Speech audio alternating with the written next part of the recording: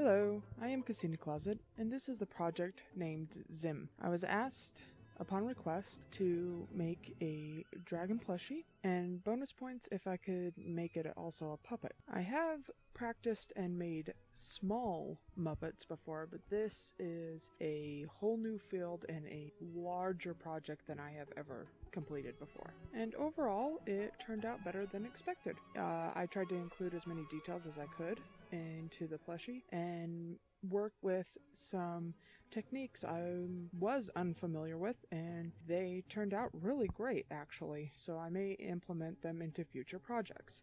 So thank you for this opportunity. So at the very start, I made a Muppet jaw base, which are two flat platforms with elastic bands where you slide your fingers into, and you can make the hand position of like if you were doing shadow puppets, you make your hand look like a dog, and you move up and down your thumb and your middle finger along with your ring finger simultaneously in order to make the jaw movement. Now you can also do it just by having all four fingers do the same with your thumb. Then I sewed a sock around that in order to have a lining inside the plushie, and the sock covers the lip, so it is not closing the mouth, but it is covering the hand that operates the puppet. Simplified, it is one big sock puppet, though it has a base for a jaw. Then I began to work on the body of the plush and made a prototype. This also became the pattern for the body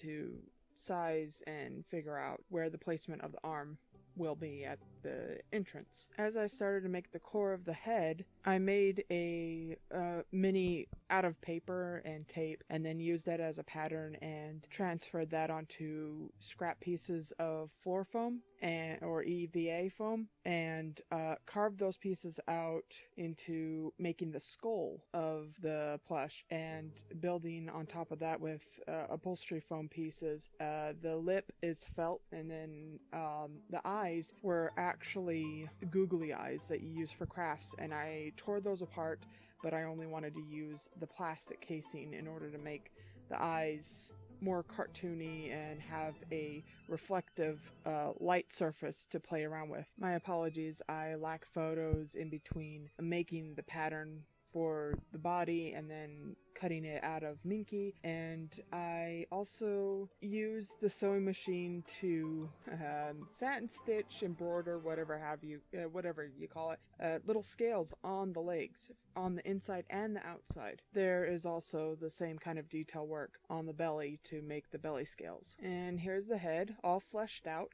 Again, sorry I don't have any photos of the in-between, but I used craft foam for the base of the eyes and painted with shiny acrylic paints to make the eyes, and then just put the plastic dome on top of that. And then I used Minky and patterned it out piece by piece to fill out the top portion of the head and then the bottom portion jaw. They are completely separated and almost floating. That way it could be used as a puppet. The horns are all plush. Inside the two larger horns is more impact foam, but the smaller ones are just plush. They are also Minky, and then I put a layer of organza kind of shiny fabric on top, and it really made a really good effect for horns on this plush. And here are some of the finished photos. The fur is actually faux fur. It's been styled, and the claws are felt, and the limbs are actually a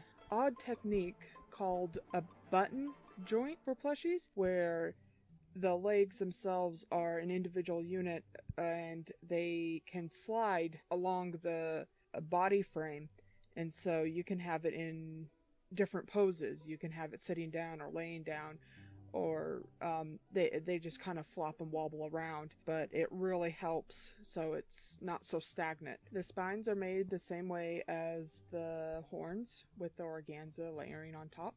I did give a little bit of paint for the face, where there is a little bit of scale detail in some photos or pictures. The teeth are actually hot glue that has been molded and then painted as well. there is a tongue that is detachable. I also made a slightly larger tongue that can be replaced, so it can be for blip emotions. The wings are also detachable because they are quite fragile, but they also become very cumbersome for seeing how large the plush is.